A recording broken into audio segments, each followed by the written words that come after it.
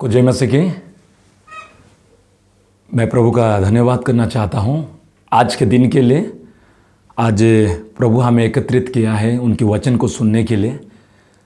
आज हम एफिसियों की पत्री से हम देखेंगे पौलुस की प्रार्थनाएं। पौलुस की प्रार्थनाएं एफिसियों की कलीसिया के लिए बहुत महत्वपूर्ण था। उन्होंने अपने कलीसिया के लिए, विश्वासियों के लिए दो विशेष प्रार्थना किया है। आज हम वो दो विशेष प्रार्थना की बारे में हम वचन की ओर हम जाएंगे। एफिसिया कलीसिया की पुस्तक एक पुस्तक है जो अलग पुस्तक से कहीं भिन्न है। आप पौलुस की जब शिक्षाओं को सुनेंगे, उनकी पत्रियों को पढ़ेंगे, पौलुस कहीं पत्रियों में विचारधारा को, तर्क वितर्क को, डिबेट की शिक्षाओं को आप ज़्यादा सुनने पाएंगे। परंतु एफिसियों के कलीसिया एक ऐसा पत्री है, वो एक बात को ज़्यादा गौर देता है। वो एक विश्वासी का अपना अधिकार, एक विश्वासी कैसे पवित्र आत्मा में होकर अपने अधिकार का इस्तेमाल करे। आज हम उन पौलुस की कलीसिया की पत्री है, क्योंकि पौलुस ने इस कलीसिया का स्थापना किया है। और जब पौलुस इस वक्त रोम में है, जेल में है, कैद में है, वो अपने कलीसिया से पत्री के द्वारा चिट्ठी लिख रहा है। और आज जब हम इन वचनों को हम पढ़ेंगे, हम निश्चित रूप से पौलुस की प्रार्थनाएं एफिसिया कलीसिया के लिए क्या है आज हम देख पाएंगे। आइए हम आज की वचन की ओर हम जाएंगे। एफिसियों की पत्री उसका 1 अध्याय और उसका 3 अध्याय से हम देखेंगे। एफिसियों की पत्री 1 अध्याय का जब हम 1-2 आयत को पढ़ेंगे, इसमें इस तरह से लिखा है, पौलुस की ओर से जो परमेश्वर की इच्छा से यीशु का प्रेरित है, उन पवित्र और मसीह यीशु में विश्वासी लोगों के नाम जो एफिसोस में है, हमारे पिता परमेश्वर और प्रभु यीशु की ओर से तुम्हें अनुग्रह और शांति मिलती रहे। ये पौलुस की परिचय के साथ कलीसिया को चिट्ठी लिख रहा है। पर आज हम उसका प्रार्थना देखेंगे। 1 अध्याय एफिसियों की पुस्तक 1 का 15 से लेके हम 23 तक देखेंगे। आइए हम आज के वचन सुनने से पहले हम प्रार्थना करेंगे। जीवित पिता परमेश्वर, हम आपको धन्यवाद करते हैं। आज जो वचन हम सुनने सीखने जा रहे हैं, ये वचन हमारे लिए आशीष का वारिस हो सके। ये वचन हमारे जीवन पर काम करे खुदावन, और हम तेरी बुद्धि और तेरी आत्मा का सामर्थ पाकर हम तेरी महिमा कर सके। इसलिए हमें सहायता कर। प्रभु यीशु मसीह के नाम से दुआ मांगते हैं, आमीन। आइए हम आज पौलुस की प्रार्थनाएं एफिसियों कलीसिया के लिए क्या था और वो आज के लिए हमारे लिए भी क्या है देखेंगे। एफिसियों उसका 1 अध्याय 15 से लेके 23 तक। इस कारण मैं भी उस विश्वास का समाचार सुनकर जो तुम लोगों में प्रभु यीशु पर है और सब पवित्र लोगों पर प्रकट है, तुम्हारे लिए धन्यवाद करना नहीं छोड़ता, और अपनी प्रार्थना में तुम्हें स्मरण किया करता हूं कि हमारे प्रभु यीशु मसीह का परमेश्वर जो महिमा का पिता है, तुम्हें अपने पहचान में ज्ञान और प्रकाश की आत्मा दे, और तुम्हारे मन की आंखें ज्योतिर्मय हो कि तुम जान लो कि उसकी बुलाहट की आशा क्या है, और पवित्र लोगों में उसकी मिरास की महिमा का धन कैसा है, और उसकी सामर्थ हम में जो विश्वास करते हैं कितनी महान है, उसकी शक्ति के प्रभाव के उस कार्य के अनुसार जो उसने मसीह में किया है, कि उसको मरे हुओं में से जिलाकर स्वर्गीय स्थानों में अपने दाहिने और सब प्रकार की प्रधानता और अधिकार और सामर्थ और प्रभुता और हर एक नाम के ऊपर, जो ना केवल इस लोक में पर आने वाले लोक में भी लिया जाएगा, बिठाया, और सब कुछ उसके पांव तले कर दिया, और उसे सब वस्तुओं में पर शिरोमणि ठहराकर कलीसिया को दे दिया। ये उसकी देह है और उसकी परिपूर्णता है, जो सब में सब कुछ पूर्ण करता है। आमीन, हालेलुया। ये पौलुस की प्रार्थना है अपने कलीसिया के लिए। वो इस प्रार्थना को धन्यवाद के साथ शुरू करता है। वो कहता है मैं इस कारण, किस कारण, वो 1 अध्याय 1 से 14 तक हम पढ़ेंगे तो लिखा है, वो एफिसियों के कलीसिया को परमेश्वर पिता का वो धन्यवाद करता है कि वो मसीह यीशु पर जो आशीषों यीशु मसीह हमें दिया है, मिला है एक विश्वासी के लिए, वो एक एक आशीष को दिखाता है, कहता है कि आप मसीह में होकर इन सारे आशीषों का हकदार हो चुके हैं। आपको स्वर्गीय स्थानों में सब प्रकार का एक स्पिरिचुअल ब्लेसिंग, आत्मिक आशीष आपको मिला है। इस कारण पौलुस कहता है मैं भी उस विश्वास का समाचार सुनकर जो तुम लोगों में प्रभु यीशु पर और सब पवित्र लोगों पर जो प्रकट है, तुम्हारे लिए धन्यवाद करना नहीं छोड़ता। वो धन्यवाद देता है कि तुमने यीशु मसीह को विश्वास किया और यीशु मसीह को विश्वास करने के द्वारा तुम पवित्र लोग हो चुके हैं, तुम चुने हुए लोग हो चुके हैं। और इसीलिए वो धन्यवाद करना नहीं छोड़ता और कहता मैं अपनी प्रार्थनाओं में तुम्हें स्मरण किया करता हूं।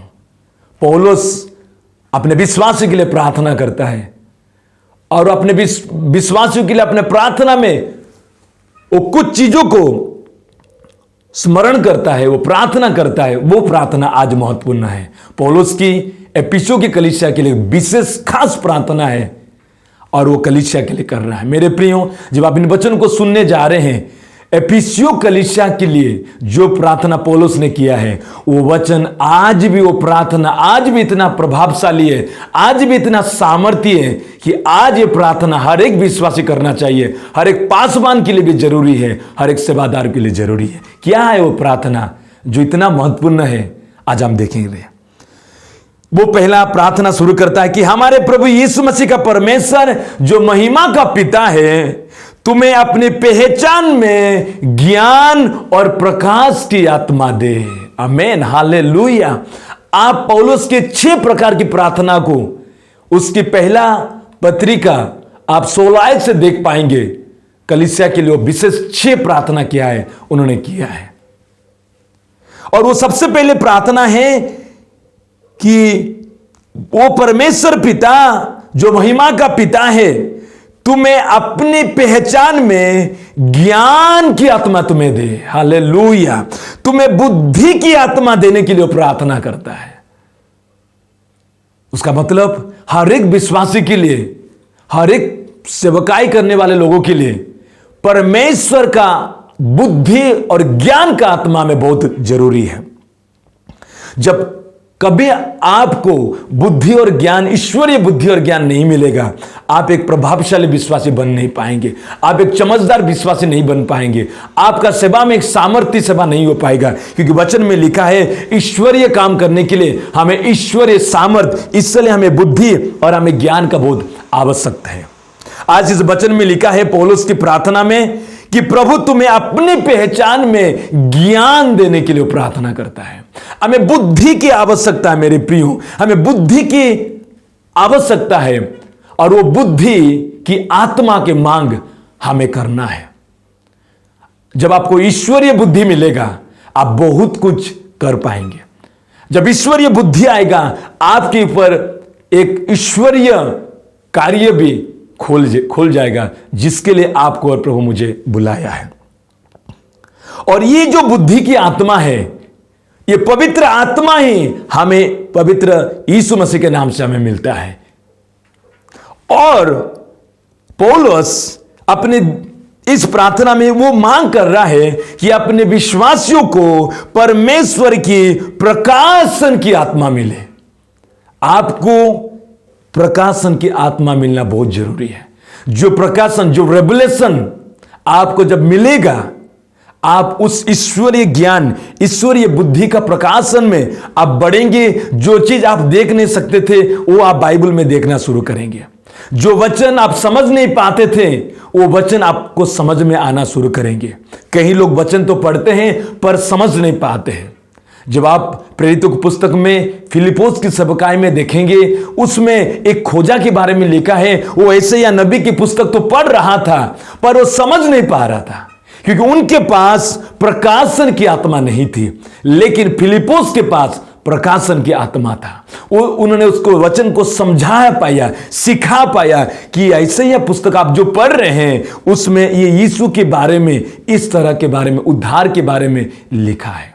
मेरे प्रियो, जब उन्होंने विश्वास के खोजा इस वचन को सुनने के बाद, क्योंकि प्रकाशन आपके जीवन के रास्ता को खोल देता है और आपको उद्धार की ओर लेके जाता है, आपको एक अच्छे और सटीक और सही छुटकारे की ओर ले सकता है। आमीन, हालेलुया। तो ये प्रार्थना बहुत जरूरी है। मेरा विश्वास है, मैं आपके लिए आज प्रार्थना करूंगा। जब इस वचन सुनने के बाद आप पवित्र आत्मा की बुद्धि और ज्ञान में बढ़ेंगे, आप ईश्वरीय प्रकाशन आज से आपको मिलना शुरू करेंगे और आपका जीवन आगे बढ़ता जाएगा। पौलुस उसका तीसरा प्रार्थना कर रहा है, और तुम्हारे मन की आंखें ज्योतिर्मय हो कि तुम जान लो कि उसकी बुलाहट की आशा क्या है और पवित्र लोगों में उसकी मिरास की महिमा का धन कैसा है। मेरे प्रियो, पौलुस इसमें कहता है तुम्हारे मन की आंखें ज्योतिर्मय हैं। कई वचन में लिखा है तुम्हारे हृदय की आंखें ज्योतिर्मय हो। उसका मतलब आपका एक हृदय का है, मन का भी एक आंख है। हमारे पास हो सकता है मेरे प्रियो 2 आंखें हैं, परंतु हमारे पास ईश्वरीय और भी 2 आंखें हैं। ईश्वरीय और 2 आंखों से आप उस चीजों को देख सकते हैं, उस चीजों को आपको दिखाई देगा जो इस अंधकार में रहने वाले लोगों को दिखाई नहीं दे सकता है। पर एक सच्ची और एक ईश्वरीय प्रभु यीशु को सचमुच विश्वास करने वाले, जिनके अंदर पवित्र आत्मा बसा है, वो उन चीजों को देख सकता है, वो उन चीजों को समझ सकता है। हालेलुया। जब आप वचन को पढ़ते हैं, यूसुफ के पास इस तरह का आंखें था, वो देख सकता था।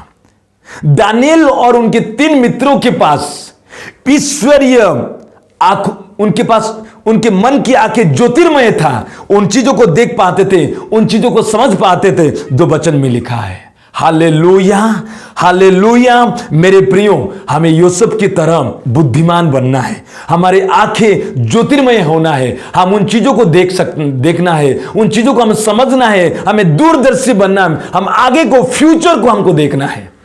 आप जब उत्पत्ति को पढ़ेंगे, यूसुफ के पास जो ईश्वरीय बुद्धि था, जो ईश्वरीय आत्मा था, वो ईश्वरीय आत्मा से उन सपनों का अर्थ को बता सका और उन्होंने इस रीति से उस बात को जाहिर करना शुरू किया कि उन्होंने राजा को कहा, राजा आने वाले जो 7 साल आपके लिए आशीष का साल होगा, आने वाले और जो 7 साल ये अकाल का समय होगा।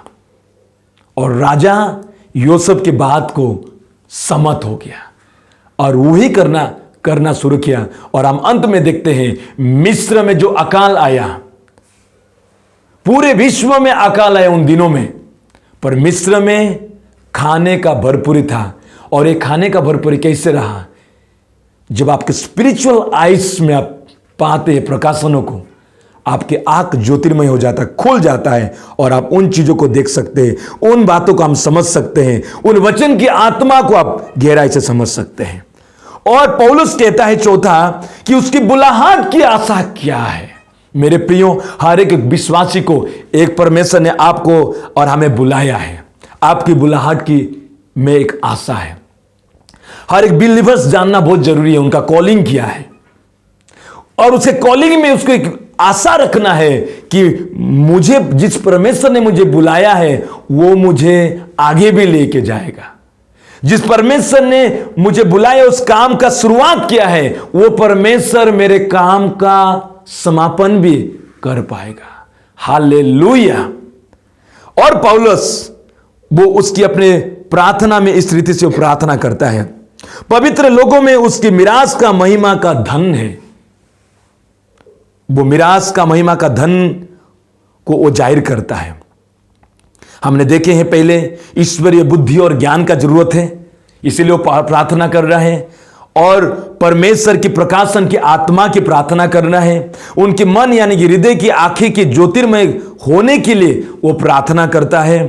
फिर उसकी बुलाहट की आशा क्या है? हर एक विश्वासी का उस बुलाहट की आशा के लिए प्रार्थना करता है। कई समय हम अपने बुलाहट की आशा को जानते नहीं है, इसलिए हम अपने बुलाहट को चेंज कर देते हैं, यानी कि हम चलते हैं एक विश्वास से और एक सेवा के हिसाब से, पर हम बीच में चूक जाते हैं, रुक जाते हैं और हम बैकस्लाइड हो जाते हैं।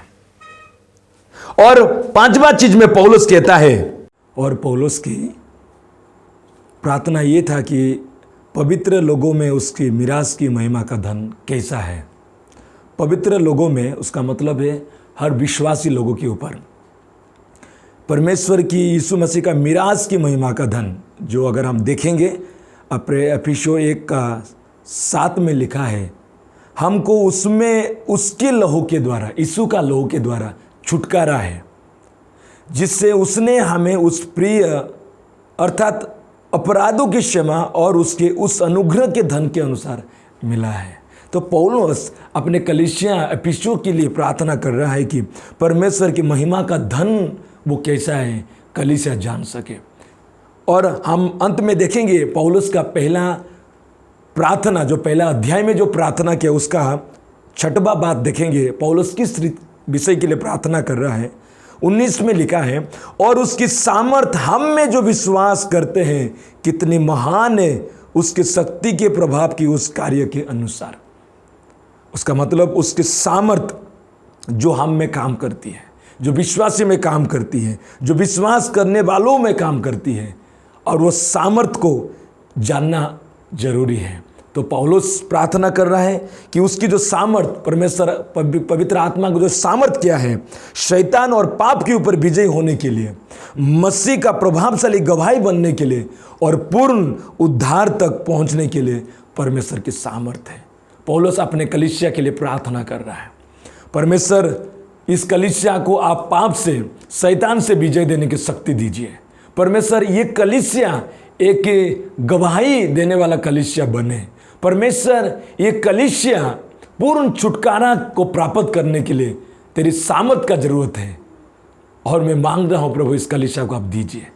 इस तरह से पौलुस अपने कलीसिया के लिए प्रार्थना करता है। मेरे प्रियो, ये पौलुस का पहला अध्याय का प्रार्थना था, जो आज भी हमारे लिए जरूरत है।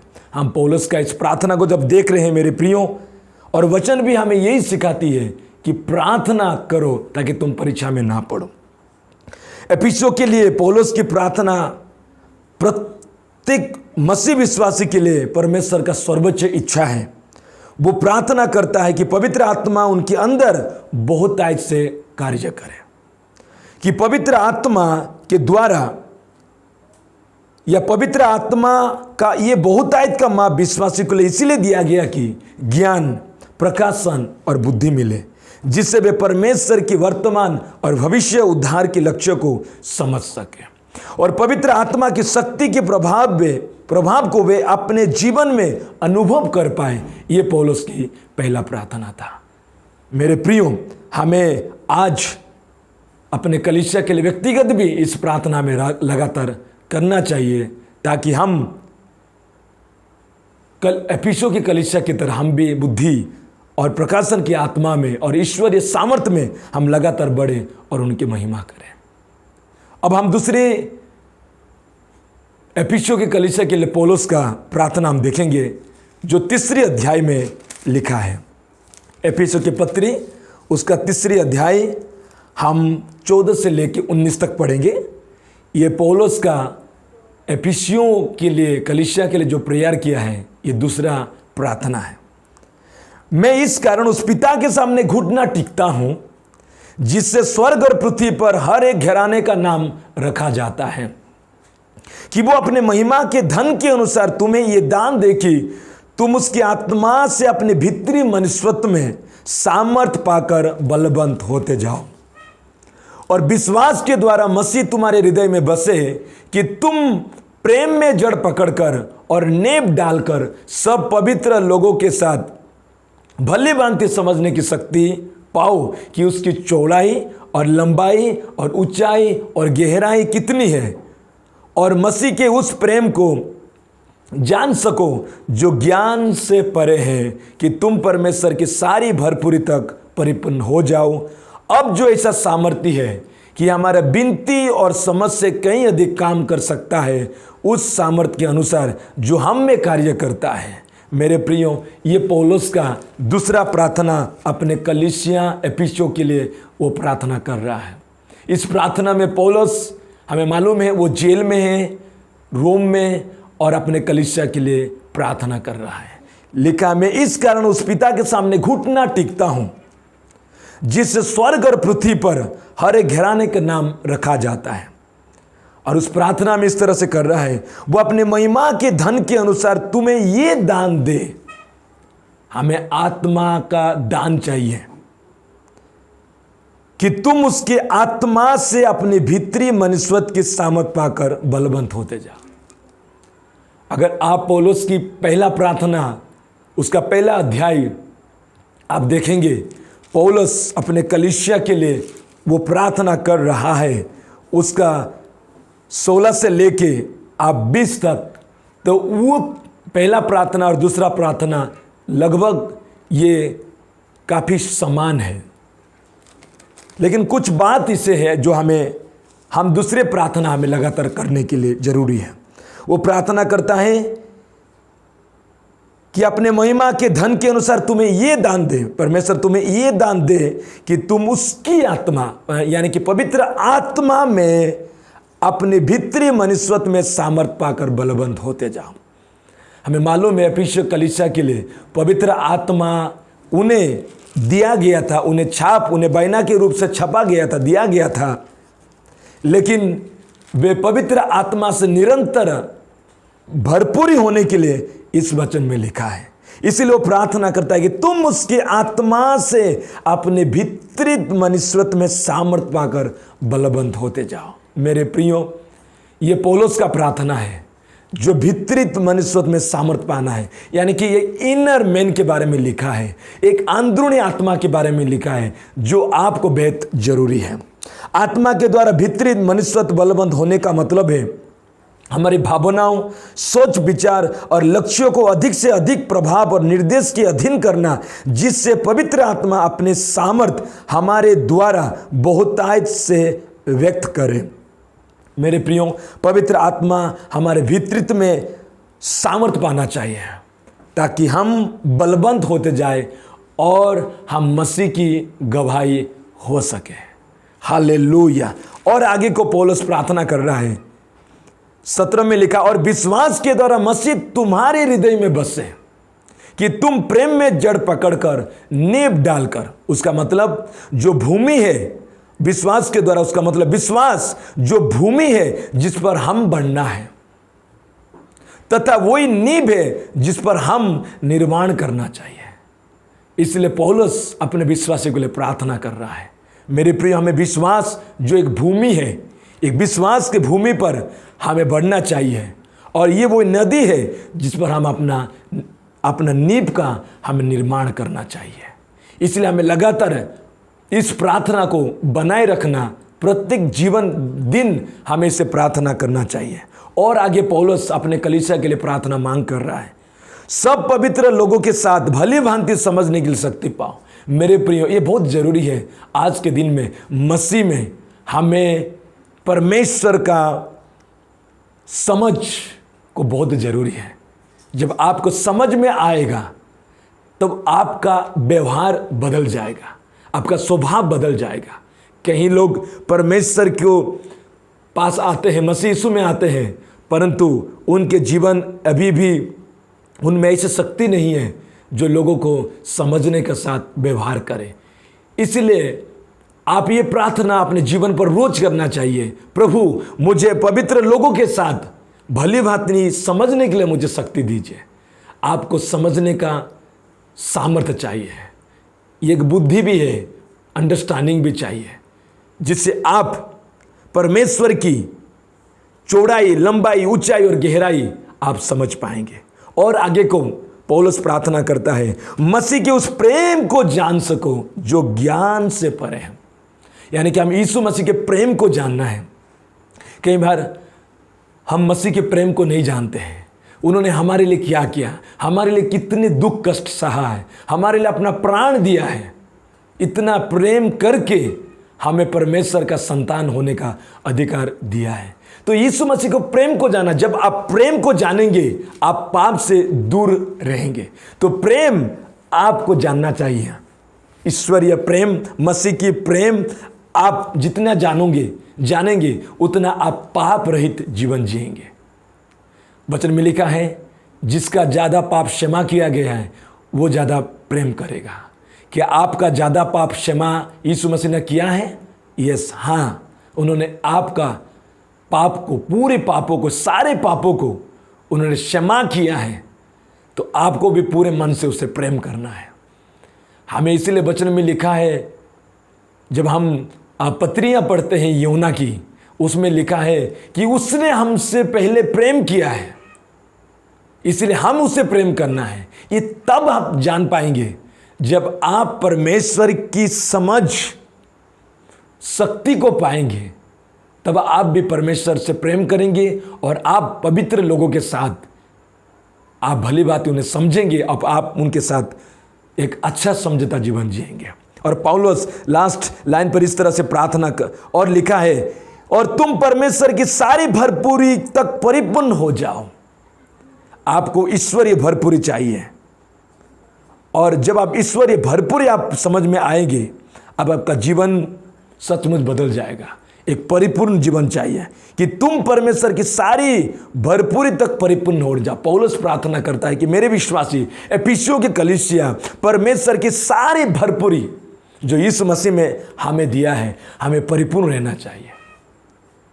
एक स्पिरिचुअल दान हो सकता है, स्पिरिचुअल गिफ्ट हो सकता है, आत्मा का वरदान हो सकता है, आत्मा का फल हो सकता है, और ईश्वरीय जो वचन हमें दिया है हमारे जीवन के लिए, रोजमर्रा जीवन के लिए जो हमें जरूरी है, ईश्वरीय ज्ञान, वो हमें भरपूरी चाहिए। जब आप परमेश्वर की भरपूरी में आप बढ़ेंगे, मेरे प्रियो, आप परमेश्वर की गवाही बन पाएंगे। और अंत में वो कहता है, अब जो ऐसा सामर्थ्य है हमारा विनती और समझ से कहीं अधिक काम करता है, उस सामर्थ्य के अनुसार जो हम में कार्य करता है। मेरे प्रियो, वचन में लिखा है परमेश्वर हमारे लिए न केवल हमारे विनती और समझ से कहीं अधिक कार्य करेगा, परंतु हमारी कल्पनाओं से भी अधिक वो कार्य कर सकता है, आपकी सोच विचारों से भी अधिक काम कर सकता है। इस वायदा को पूर्ति हमारे जीवनों में पवित्र आत्मा की उपस्थिति, सामर्थ और अनुग्रह पर निर्भर है, जो हमारे जीवन में कार्यशील है। यही था पौलुस की प्रार्थना है। मेरे प्रियो, हमें पौलुस की प्रार्थना जो एफिसियों कलीसिया का एक अध्याय में हम पढ़ते हैं और दूसरा अध्याय में हम पढ़ते हैं, और अब जो हम सीख रहे थे, ये दूसरा प्रार्थना जो तीसरे अध्याय में पौलुस कलीसिया के लिए किया है। मेरे प्रियो, ये प्रार्थना जितना प्रभावशाली एफिसियों कलीसिया के लिए था, आज उतना प्रभावशाली हमारे लिए है, आपके लिए भी उतना प्रभावशाली है। इस प्रार्थना आप रोज करना है परमेश्वर से, यीशु मसीह का नाम लेके, कि मुझे पवित्र आत्मा से वितरित मनुष्य में सामर्थ में पा सकूं।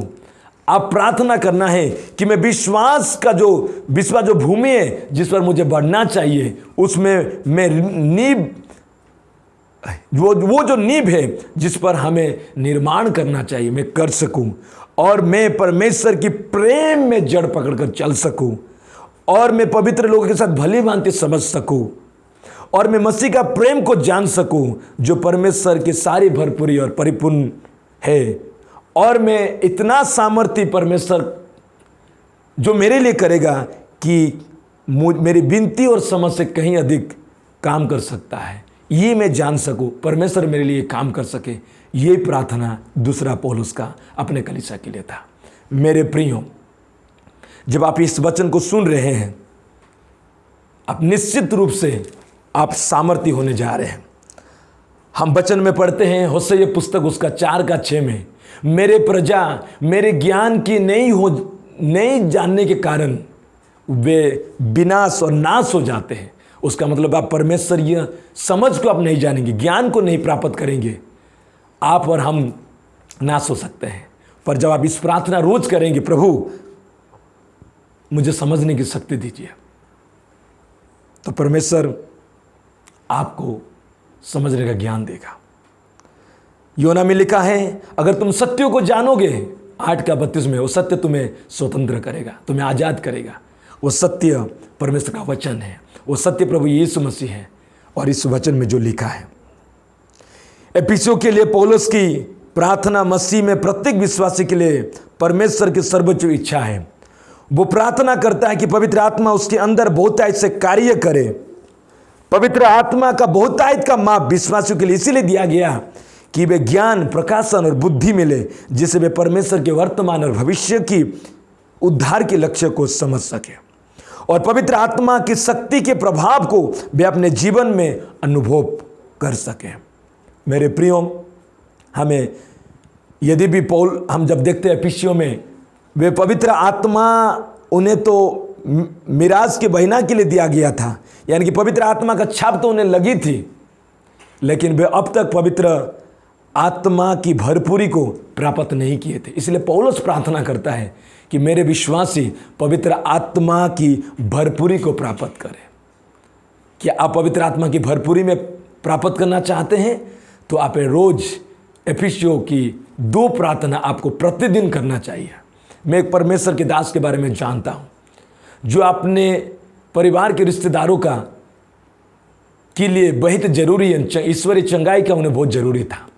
वो वचन को तो बहुत पढ़ रहा था, परंतु एक दिन वो एफिसियों की कलीसिया की तरह अपने रिश्तेदारों के लिए प्रार्थना करना शुरू किया। इस प्रार्थना को वो सुबह शाम लगातार करना शुरू किया और 10 दिन के अंदर जो वो चंगाई चाहता था अपने रिश्तेदार के लिए, जो इतना समय तक, इतना दिन तक नहीं हुआ था, वो 10 दिन के अंदर वो अपने चंगाई को देख पाया, अपने रिश्तेदारों की चंगाई को देख पाया जब उन्होंने इस एफिसियों की प्रार्थना को किया।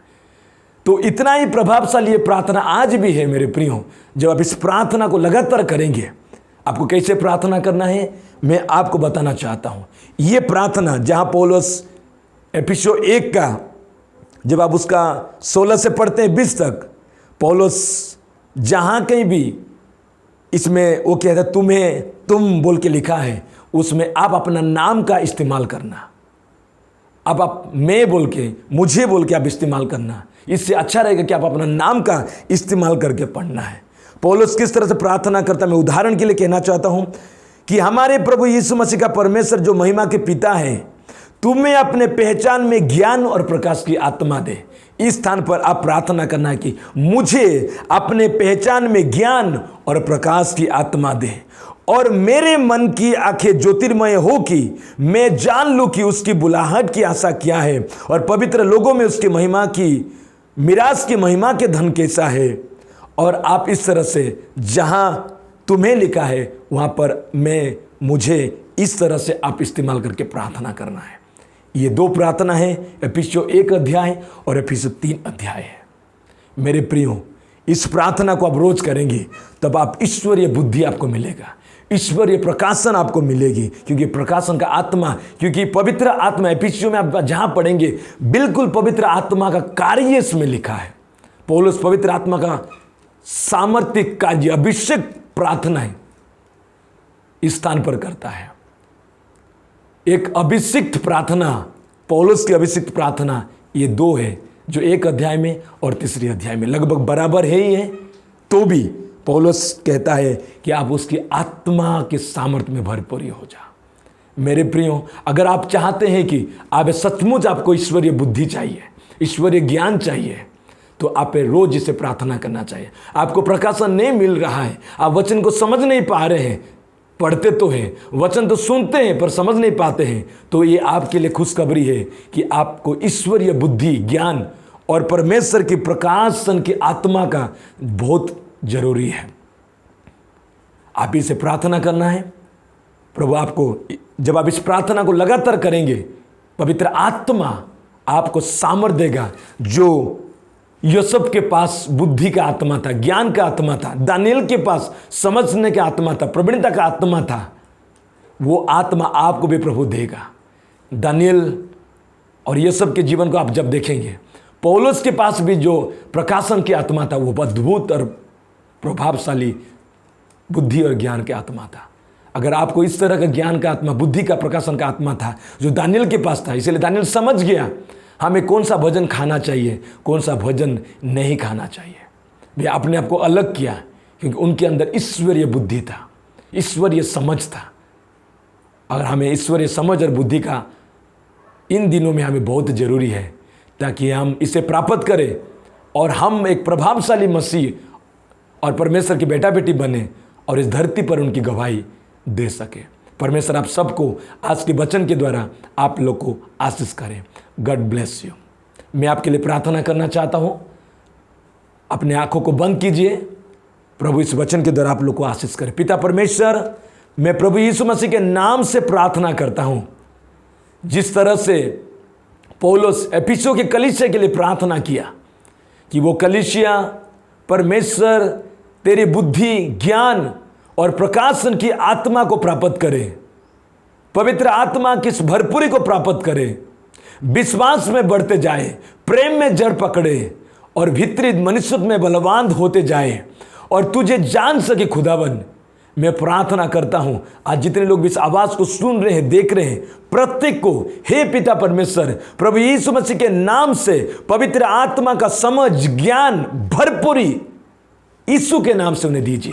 आज से वे तेरे वचन को जब पढ़ेंगे तो जैसे समझ नहीं पाते थे, अब उन लोग समझना शुरू करेंगे। जो चीज़ देख नहीं पाते थे वो देखना शुरू करेंगे और उनके जीवन पर सब कुछ भरपूरी आए प्रभु यीशु मसीह के सामर्थ्य नासरत नाम से। जितने लोग बीमार में भी हैं, जिस प्रार्थना उनके लिए मैं करता हूं प्रभु, इस प्रार्थना के द्वारा वे चंगाई को प्राप्त करें जो पवित्र आत्मा करता है यीशु मसीह के नाम से। खुदावन मैं प्रार्थना करता हूं प्रभु, इस प्रार्थना हम रोज कर सके आज से और तुझे हम ज़्यादा से ज़्यादा जान सके, क्योंकि परमेश्वर तू वो ही है जो हमारे समझ और विनती से अधिक तू काम कर सकता है। खुदा हमारे कल्पनाओं से भी अधिक तू काम करेगा और तू हमें अधिक आशीषित करेगा, क्योंकि आपने हमें मसीह यीशु में स्वर्गीय स्थानों में सब प्रकार आत्मिक आशीष दिया है। इसलिए आपको धन्यवाद देते हैं, आदर महिमा आपको देते हुए यीशु मसीह के नाम से दुआ मांगते हैं। आमीन, आमीन, आमीन। God bless you.